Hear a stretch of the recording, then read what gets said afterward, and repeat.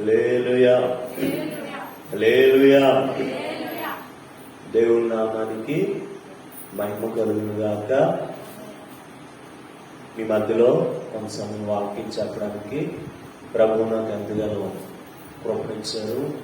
అందుని బట్టి నేను ఎంతగానో దేవుని స్తుతిస్తా ఉన్నాను. హల్లెలూయా. ఒకేసారి గ్యాదర్ అయితే మళ్ళీ ఇబ్బంది అవుతుందని మీ అందరి కొరకు ప్రతి ఆదివారం కూడా మేము ప్రార్థన చేసుకోవాలి. ప్రతి ప్రార్థనలో మేము జ్ఞాపకం చేసుకునే వాళ్ళం. హల్లెలూయా. ఒకవేళ మీలో కొంతమంది ప్రియులైనటువంటి వ్యక్తుల్ని కోల్పోయినటువంటి మనుషులు ఉన్నారు. అలాంటప్పుడు మీ ముందుకు వచ్చి సాతానుడు అంటాడు, ఇంకెందుకు నీ భక్తి చేయడం, దేవుడిని నీ బంధువుని నీ లేకపోతే నీ తల్లినో నీ తండ్రినో దేవుడు రక్షించాడా? రక్షించలేదు కదా, ఎందుకు నువ్వు భక్తి చేయడం, ప్రభు కాపాడలేదు కదా అన్నిట్లాగా మన ఎదుటికి వచ్చి చెప్తారు.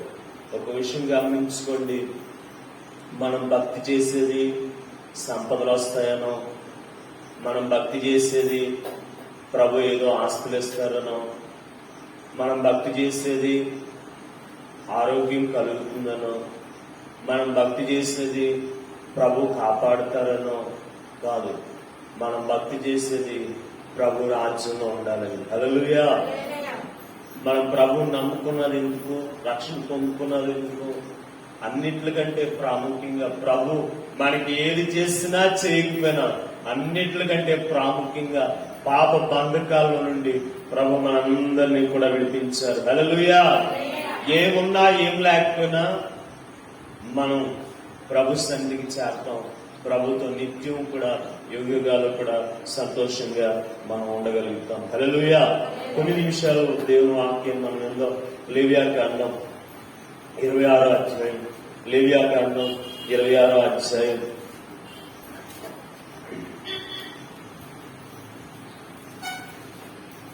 14వ వాక్యం ఉంది. మీరు నా మాట వెనుక నా ఆజ్ఞలన్నింటినీ అనుసరింపక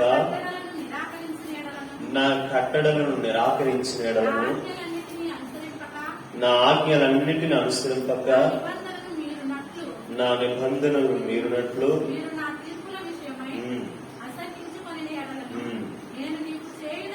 నేను మీకు చేయనిదేమనగా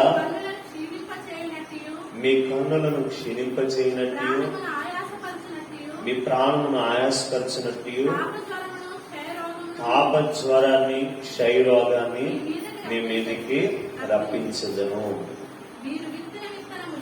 మీరు విత్తిన విత్తనాలు మీకు వ్యర్థములగును. హల్లెలూయా. ఇక్కడ నేను మన వాక్యం చదువుతా ఉన్నప్పుడు, ఈ మాటలు నేను చదువుతా ఉన్నప్పుడు నాకు అనిపించింది, దేవుడు కరోనా గురించి బైబిల్లో రాయించారేమో అని అనిపించింది. ఈ మాటల్లో మనం చూసినట్లయితే మీ ప్రాణమును ఆయాసపరచినట్టు తాప జ్వరమును క్షయరోగము మీ మీదకి రప్పించడం. చూడండి, ఈ కరోనా వచ్చినటువంటి ప్రజలు ఎలా అయిపోతా ఉన్నారు? భయంకరమైనటువంటి ఆయాసం, ప్రాణమును ఆయాసపరిచినటువంటి తాపజ్వరం, భయంకరమైనటువంటి జ్వరం వస్తూ ఉంది. ఈ కరోనా వచ్చినటువంటి మనుషులు చాలా బలహీనలు అయిపోతా ఉన్నారు, చాలా బలహీనలు అయిపోతా ఉన్నారు. చాలా సంవత్సరాల క్రితం దేవుడు ఈ రోగాలన్నింటి గురించి బైబిల్లో రాయించారు. దేవుని మాట వినకపోతే ఇలాంటి భయంకరమైనటువంటి వ్యాధులు కలుగుతాయని వాక్యం సెలవిస్తూ ఉంది. ఆ పైన మనం చూసినట్లయితే, మీరు నా మాట వెనుక నా ఆజ్ఞలన్నింటిని అనుసరింపక నా కట్టడలు నిరాకరించిన ఎడల, నా ఆజ్ఞను అనుసరింపక నా నిబంధనను మీరినట్లు. హల్లెలూయా. దేవుని మాట వినకపోతే దేవుడు చెప్తా ఉన్నాడు, భయంకరమైనటువంటి వ్యాధులు కలుగుతాయట. చూడండి ప్రియులారా, ఈ కరోనా బలహీనత వల్ల చాలా భయంకరమైనటువంటి పరిస్థితులు. ఈ కరోనాని నిజంగా కరోనాను జయించి మనం బ్రతికి పట్టగట్టామంటే దేవుని యొక్క మహాకృప మాత్రమే. హల్లెలూయా చెప్పండి. హల్లెలూయా.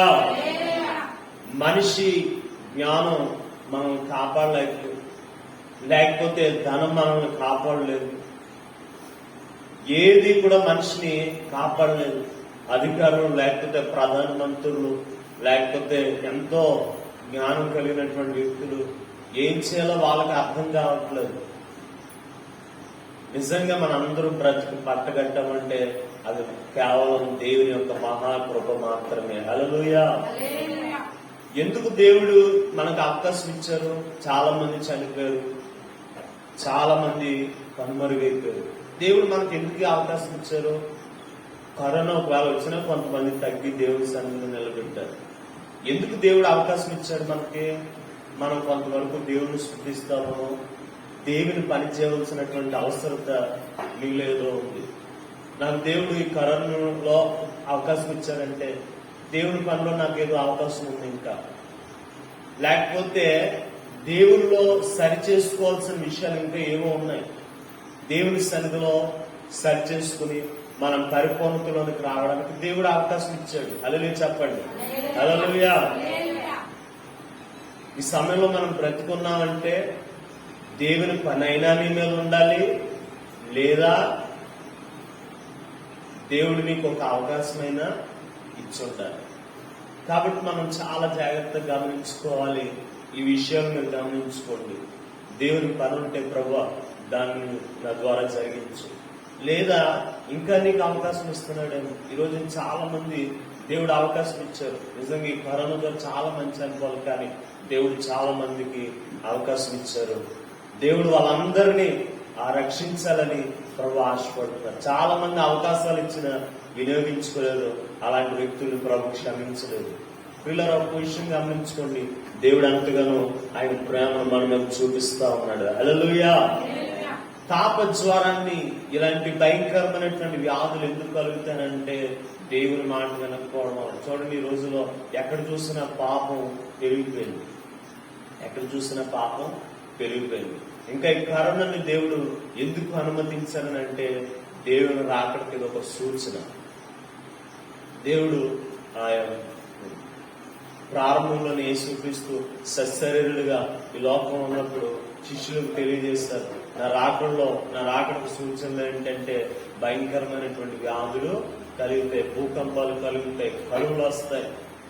ఇవన్నీ కూడా నా రాకడకు సూచనలని దేవుడు తెలియజేశారు. ప్రపంచమంతా కూడా దేవుని రాకడ బహు సమీపమైందని తెలుసుకునేటట్లుగా దేవుడు ఈ యొక్క సూచనను తెలియజేస్తారు. పిల్లలు ఒక విషయం గమనించుకోండి. దేవుడు అనుమతి లేకుండా ఏది భూమి దగ్గరికి రాలేదు, మనుషుల దగ్గరికి రాలేదు. దేవుడు ఈ కరోనాను అనుమతించాడు. ఎందుకు? దేవుడు దుర్మార్గుడా? ఎందుకు అనుమతించాడు? ఎందుకు దేవుడు అనుమతించారని అంటే దేవుని ప్రజలు సిద్ధపాటు కొరకై, దేవుని రాకడ కొరకు సూచనలు దేవుడు తెలియచేయడానికి అనుమతించాడు. హల్లెలూయా. దేవుని మాట వినకపోతే కొన్ని సమస్యలు అనేటువంటివి ప్రారంభమైతాయి, కొన్ని బాధలు ప్రారంభమైతాయి, వేదనలు ప్రారంభమైతాయి. అయితే ఇలాగిన శ్రమలో బాధలు కలిగినప్పుడు ఏం చేయాలంట? కింద రాయబడినటువంటి మాట 23వ వాక్యంలో, శిక్షల మూలంగా మీరు నా ఎదుట గుణపడక నాకు విరోధంగా నడిచిన ఎడల. హల్లెలూయా. దేవుడు శిక్షలు మన మీద అనుమతించినప్పుడు దేవుడు కోరుకునేది ఏంటి? గుణపడాలనుకుంటున్నారు. ఏంటి? గుణపడాలి. గుణపడడం అంటే మన తప్పును సరి చేసుకోవడం. ప్రభు ఎదుట మనం ప్రభు అని ఇలా జరిగింది, నన్ను క్షమించు ప్రభు అని మనం దేవుణ్ణి అడగడం. గుణపడాలి. జరిగినటువంటి తప్పుని సరిచేసుకుని మరలా మరలా మరలా ఆ తప్పు చేయకుండా ఉండడం గుణపడడం. ఇలాగే ఈ రోజుల్లో చాలా మందికి గుణపడే అనుభవం ఉండదు. తప్పు జరిగినప్పుడు తప్పు నేను చేయలేదు, వాళ్ళు చేశారు, నేను చేసింది తప్పు కాదు అన్నట్లుగా ప్రజలు ఈ రోజు చాలా మంది ఉంటా ఉన్నారు. నువ్వు గుణపడటం అనేటువంటిది చాలా గొప్ప లక్షణం. హల్లెలూయా. ఎంత గొప్ప వ్యక్తి అయినా, నువ్వెంత ప్రార్థనాపరుడు అయినా, నీకు వాక్యాలు అన్ని తెలుస్తున్నా, నువ్వు వాక్యాలన్నీ గడగడ చెప్పగలిగినటువంటి స్థితి నీకున్నా, నువ్వు ఎన్ని తలాంతులు ఉన్నప్పటికీ కూడా దేవుని ఎదుట దేవుని సన్నిధిలో గుణపడే లక్షణం నీకు లేదనుకో, భయంకరమైనటువంటి పరిస్థితుల్ని ఎదుర్కోవాల్సి వస్తుంది. హల్లెలూయా చెప్పండి. హల్లెలూయా.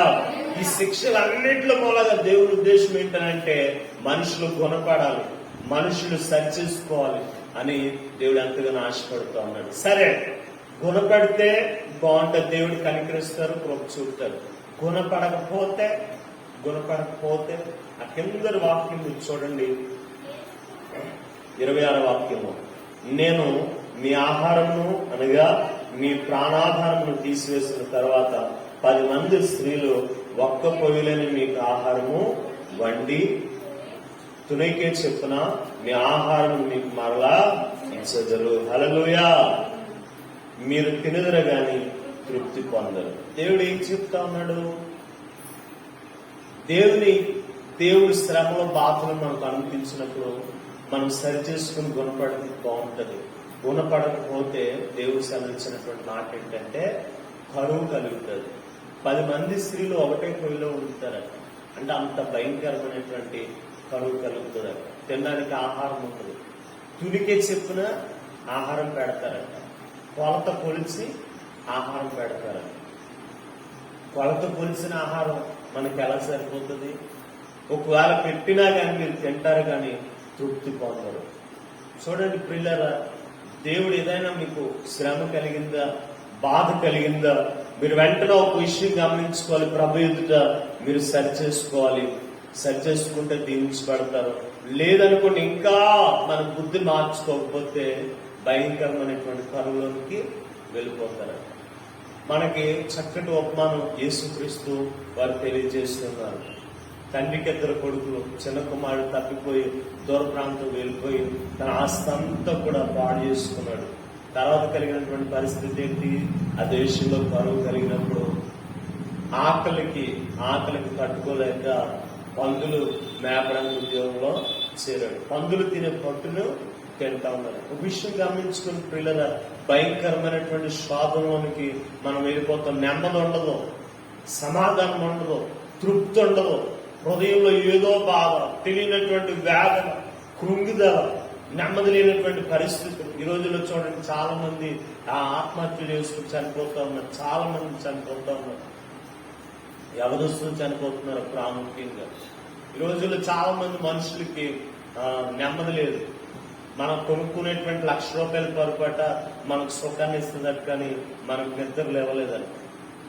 మనకు ఉండేటువంటి బంగారం, ధనధాన్యాలు, సిరి సంపదలు అవి చూడడానికి సంతోషాన్ని ఇస్తాయి, కానీ అవి మనకి తృప్తిని ఇవ్వలేవు, సమాధానాన్ని ఏమాత్రం కూడా ఇవ్వలేవు. పిల్లలకు విషయం గమనించుకోండి, దేవుడు నీకు శిక్షను లేకపోతే బాధను కలుగు చేస్తాడా?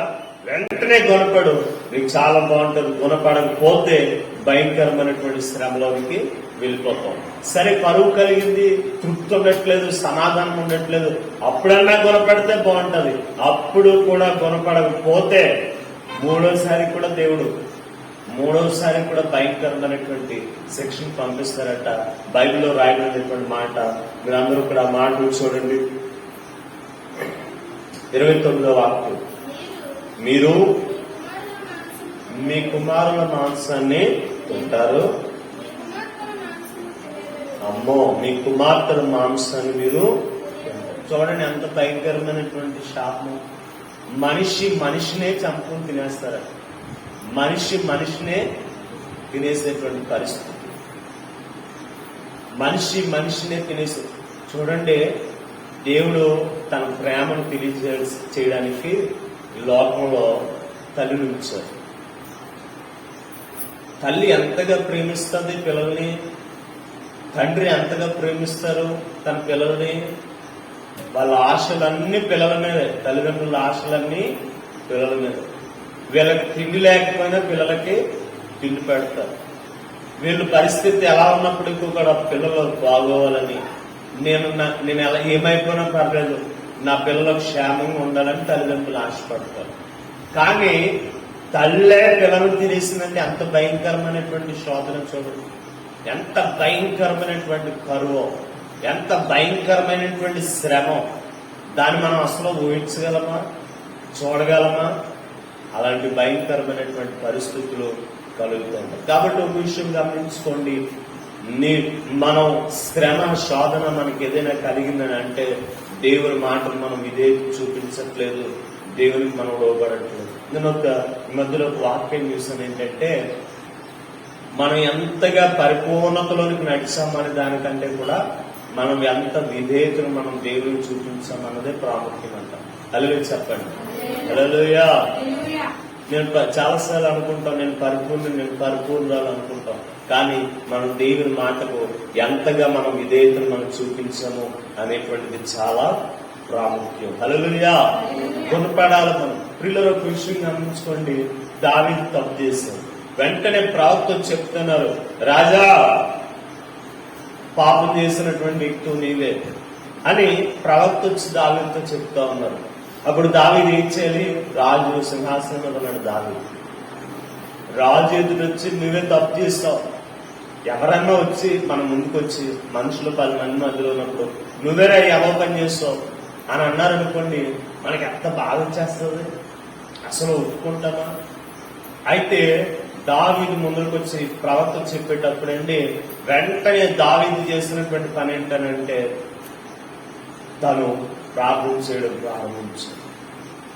ఎంతగా ప్రార్థన చేశాడు, కన్నీరు కార్చి తను అంటాడు కదా, నా కన్నీటిలో నా బరుకు కొట్టింది. అంతగా ఏడ్చి దేవుడికి పశ్చాత్తాపడ్డాడు. సరే పశ్చాత్తాపడ్డాడు, దేవుడు కనికరించాడు. ఒక విషయం గమనించుకోండి ప్రియులరా, దావీదు తప్పు చేశాడు, దేవుని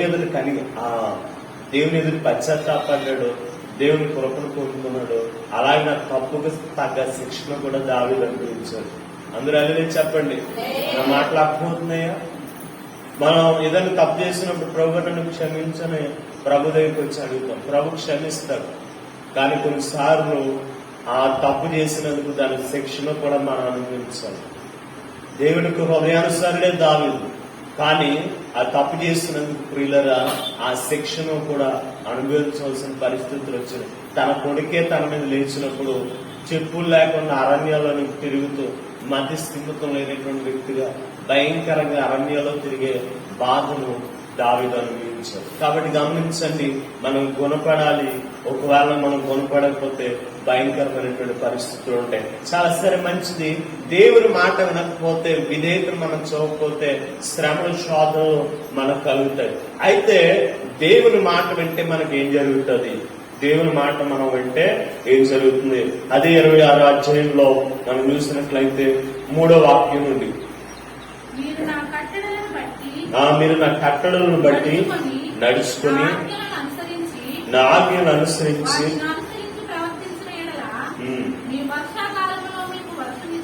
మీకు వర్షాన్ని ఇస్తాను, మీ భూమి పంటలనిచ్చును, మీ పొలముల చెట్లు ఫలించును,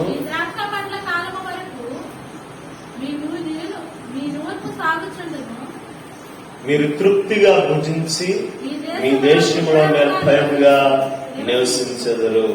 ఆ దేశంలో నేను మీకు క్షేమం కలుగు చేతును. మీరు పండుకొనున్నప్పుడు ఎవ్వడును మిమ్మును భయపెట్టడు. ఆ దేశంలో దృష్టములను లేకుండా చేసేదరు. మీ దేశంలోనికి కట్టము రాదు. హల్లెలూయా. దేవుని వాక్యం సెలవిస్తూ ఉంది. దేవుని మాట మనం వింటే సమృద్ధిని క్షేమాన్ని దేవుడు మనకి కలుగు చేస్తారట.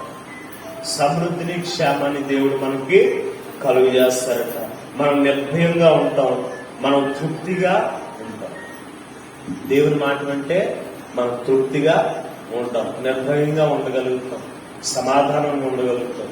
ఈరోజు చాలా మందికి కొన్నిసార్లు దేవుని బట్టే కొంతమంది నెమ్మది పొందుకోగలుగుతూ ఉన్నారు. కొంతమంది అయితే భయం మునిగిపోతా ఉన్నారు. ఒకవేళ కరోనాకి ఎందుకు మనం భయపడి, మొదటే చెప్తాను, కరోనా ప్రారంభంలోనే మీకు చెప్పాను, మనం బ్రతుకుంటే ప్రభు సేవ చేస్తాం, కరోనా వల్ల ఏమైనా అవుతే ప్రభు దగ్గరకు ఉంటాం. హల్లెలూయా చెప్పండి. హల్లెలూయా. కొంతమంది భయం వేస్తుంది కరోనా వల్ల, ఒకవేళ అంటే ఎట్లా. ఏదైనా మన మంచికే, ఎందుకు మనం భయపడిపోవడం, సమాధానం కోల్పోవడం ఎందుకు, అసమాధానంలోకి వెళ్ళిపోవడం ఎందుకు? వాక్యం ఏమని సెలవిస్తా ఉంది? ఈ లోక సంబంధమైనటువంటి వాటి మీద మీరు మనసు పెట్టకండి. ఎక్కువ మీరు దైవికంగా ఆలోచించే వీళ్ళరా, మనందరం కూడా దేవుని మాట వింటే మనం తృప్తిగా ఉంటాం, క్షేమంగా మనం ఉండగలుగుతాం. హల్లెలూయా, హల్లెలూయా, హల్లెలూయా, హల్లెలూయా. దేవుని మాట మనం విని ఆయన మార్గంలో మనం నడవాలి. పిల్లలు ఒక విషయం గమనించుకోండి, ఎంత కరువైనా, ఎంత బాధ అయినా, ఎంత శ్రమైనా దేవుని మాట వింటే దేవుడు మనల్ని పోషిస్తాడు. సారెపొత్తు అనేటువంటి గ్రామంలో విధవరాలు ఉంది.